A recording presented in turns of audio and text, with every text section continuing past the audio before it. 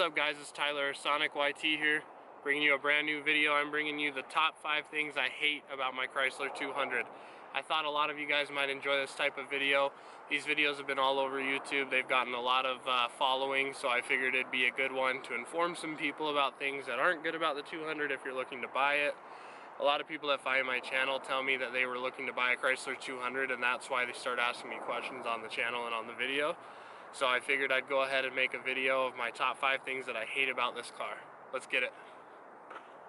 Alright, to start, the first thing that I do not like about the Chrysler 200, and this is specifically the Sport Edition, which is the one that I personally have. Here is an example of what I don't like.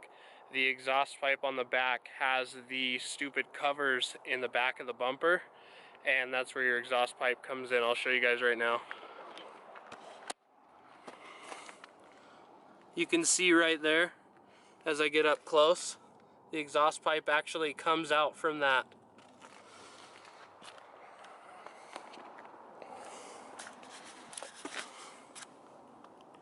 You can see right there as well. And I assume they did that for looks, but personally, aesthetically, and practically, I don't think it's a very good thing.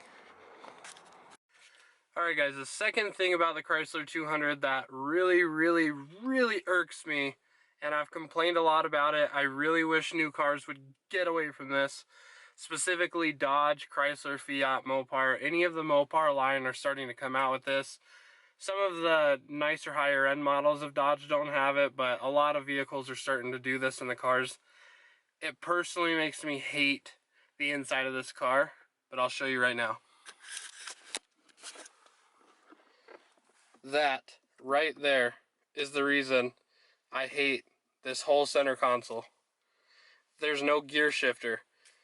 For any of you that don't know what this is, it basically is a little dial that you push down and turn to whatever gear you're trying to select. The worst part about this thing is you could be driving and hit it, or for example, I've had my dog in here and he stepped on it, and this has turned to a different gear while I was driving. Not only is it scary as hell, but it's also really annoying. I'm sure you guys can tell why that would annoy the hell out of me, but I personally, the main reason I don't like it is the look. The other thing about the gear shifter that really kind of bothers me, and a lot of guys that own the Chrysler 200 can kind of vouch for this, is it seems that when you're switching gears from like park to reverse, and then you back out and then switch reverse to drive, it seems to have a slight delay. I would say probably a good second, where if you actually try to hit your accelerator as soon as you're turning the gear, it will actually have a delay to where your car will sit there and rev and idle. And it's actually quite annoying. It makes you look like you don't know how to drive a car. And continuing on, right next to it is the electric parking brake. That is number 3. I'll show you guys that now. Alright, right here you guys can see the electric parking brake. To use this thing, to engage it, you pull up. I'm not sure if you guys heard that, but it actually has an electronic motor that puts the car into the parking brake engage. It's really annoying as far as the sound goes, and it's really annoying because this can get pushed in very easily, and it can get pulled up very easily. To disengage it, you simply would push it down. Now, because I don't have the car turned on, it's kind of freaking out right now. You'll see. So yeah, as far as practicality and as far as looks, I dislike it. Now, the main reason why they did this is because it opened up the center console a lot. There's a lot of room now underneath that you can use for storage. It's actually a pretty cool little area, but as far as the look of the top of the interior goes and the center console, it's not worth it to me personally, but I'm just not huge into the new technological electronics and stuff. I'd rather old school as far as that goes. I'll show you what they did it for right now. I'll hop out and show you guys the underneath view of where it saved some room for them.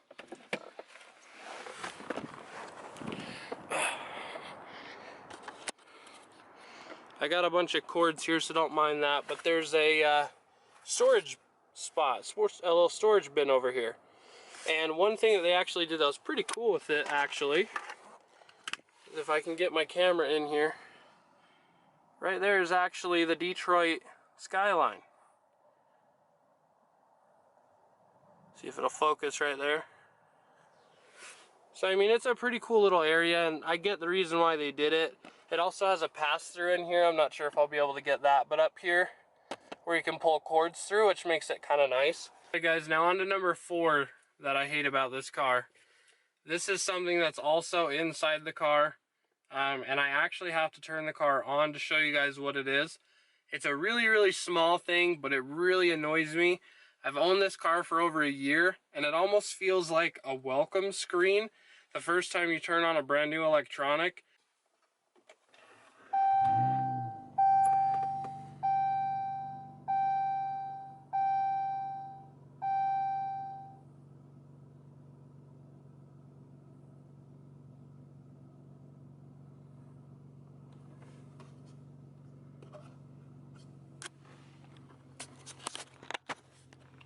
I think after the first 100 times I got in the car, I got the message. Thanks, Chrysler.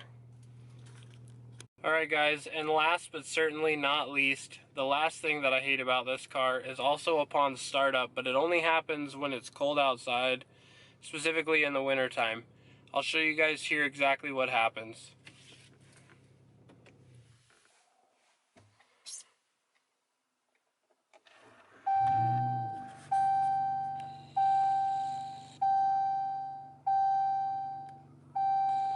Notice those 2 red symbols right there?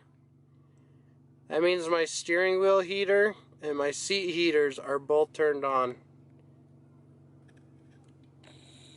That really, really annoys the crap out of me, just because it's cold out. So I have to do this every single time to turn it off. Now some people may enjoy that. I personally am a big guy. I don't like being warm or hot. And to anyone who's ever had a seat warmer, it almost makes it feel like you're going to the bathroom when you're sitting down. It doesn't feel good. I'm not a fan of it. I also have a steering wheel cover on my car. Doesn't really ever get cold. The steering wheel itself, even without this cover, still really isn't that bad, so I'm not entirely sure why you'd really want a steering wheel warmer. There's days where you go out and clean your car off and your hands are a little cold and you may want it then. But to be honest with you, I'll put my hands in my pocket, put on some gloves or something. I don't need a steering wheel warmer, especially one that turns on its own. Another thing that, you know, I think it's a good feature. I get why they put it in the car, but to have it set on automatic, and if any of you guys know how to turn it off, let me know, because I absolutely hate it, and I've never been able to figure out how to turn off how it sets up automatically. So yeah, let your boy know if you guys know how to do it. Alright guys, that's going to be it for today's video. I really appreciate you guys watching. Once again, I hope you guys don't think this is me trying to just bash the car. This is just 5 of my top things that I don't like about the car. Disclaimer is I absolutely still love this vehicle. Huge fan. I wouldn't trade it. This is definitely my car. I've put a lot of time, a lot of money, a lot of energy into it. I really enjoy this thing. I have lots more stuff coming. As soon as it starts to get warmer out, we're going to be doing some new stuff to the car. Make sure you guys subscribe to the channel. Like the video if you enjoyed. Share it with your friends. Help me get my channel bigger and get the video out to more people. I really appreciate it. But yeah, thank you guys so much for watching. Remember to give the video a big thumbs up. Subscribe if you're new. And I'm out. Peace.